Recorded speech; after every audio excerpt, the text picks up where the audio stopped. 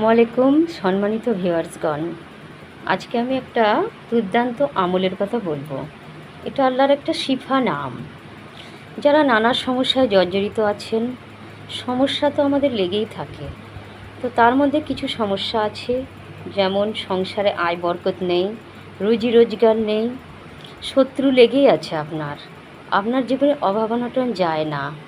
তাহলে তাদের বলবো আল্লাহর এই শিফা নামটা প্রতিদিন 141 বার পাঠ করুন। যদি বেশি সময় থাকে তাহলে আরও বেশি করে পড়ুন। যদি 1000 বার পড়তে পারেন তাহলে তো কথাই নয়। আগে পিছে দরুদ শরীফ পড়বেন। সবথেকে ছোট দরুদ শরীফ সাল্লাল্লাহু আলাইহি ওয়াসাল্লাম আছে।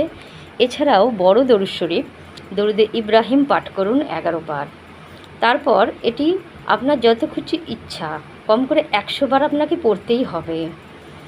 এরপর আপনার যত খুশি ইচ্ছা আপনি পড়ুন, পড়ে আবার 11 বার দরুদ শরীফ পড়ুন, পড়ে মোনাজাত করুন আল্লাহর কাছে। দেখবেন আল্লাহ আপনার সব সমস্যা থেকে নাজাত দেবে ইনশাআল্লাহ। ভিডিওটি যদি ভালো লেগে থাকে অবশ্যই শেয়ার করে দেবেন। আল্লাহ হাফেজ। সকলে ভালো থাকুন, সুস্থ থাকুন। আল্লাহ আপনাদের সকলের নেক মনোবাঞ্ছা যেন পূর্ণ করেন। আমিন সুম্মা আমিন।